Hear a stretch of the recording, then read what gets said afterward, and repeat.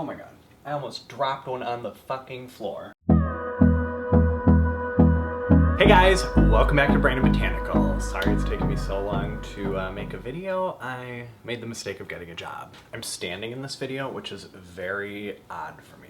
If you couldn't tell what the topic of today's video is, it's anthurium. Depending on when this YouTube video posts, I posted a anthurium TikTok video, and one of the #1 questions was, how do I take care of them? I've heard they're so hard. And they're not that hard. In my experience, anthuriums have been incredibly easy. How alocasias blew up, and not these, beyond me.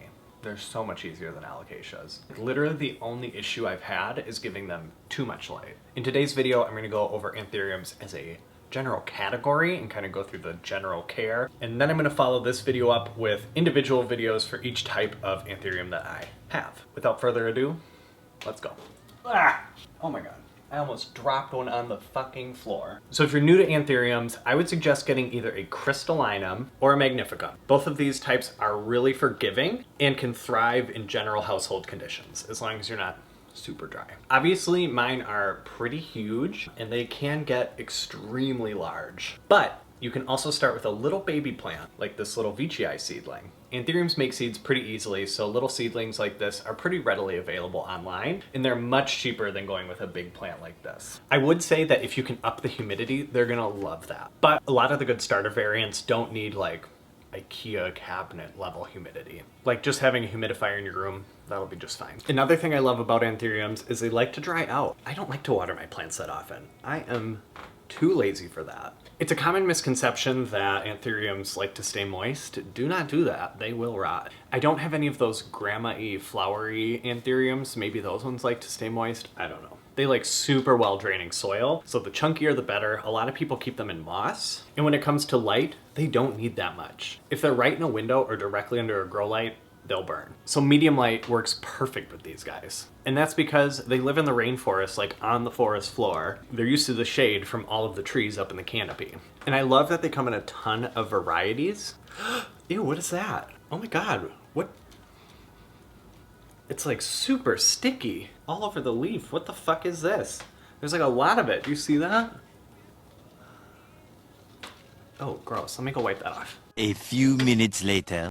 Anyway, I love that they have so many different designs. The veining is just so gorgeous. And the way they grow is really cool too. They start out as these tiny little reddish leaves, and then they literally grow into these giant ones. This leaf started out this size. I have had incredible growth in mine, and maybe it's because of the fertilizer, maybe not. I've been doing a weaker weekly fertilizing schedule, and I've been alternating between fertilizers that I use. Well, it's not really weekly. I do like weaker weekly with a 3rd week of just fish tank water. I switch off between an organic and a chemical fertilizer. The first one is the Espoma 222 Organic Grow Fertilizer. This one I really like because it doesn't burn the roots because it's a 222, so it's really light, but it smells. When I switch to chemical fertilizers every other time, I use the Bachman's Mighty Bloom 20-20-20, but I dilute it to about 1/3 of the recommended dosage. And this one is just a local repackage of the Bonide 20-20-20. This leaf popped out while I was fertilizing,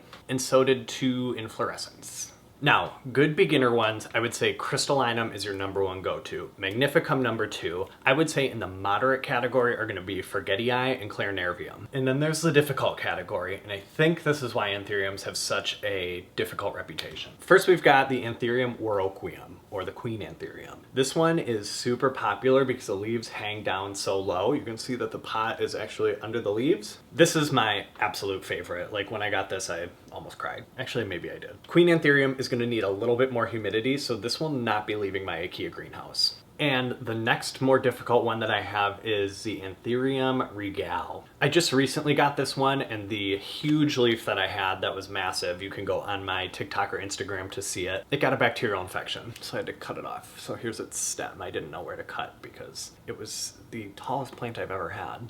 It was literally like, I can't even show you. But it is doing well. When it had that bacterial infection, it was kind of like soft, and now it is hard as a rock all the way through. But again, this guy needs a lot more humidity, a lot more care. This has all happened in my care. The leaf was pretty perfect when I got it, and now it has some cosmetic damage. And they're super easy to propagate as well. I actually have not done it. I just know how because I am scared.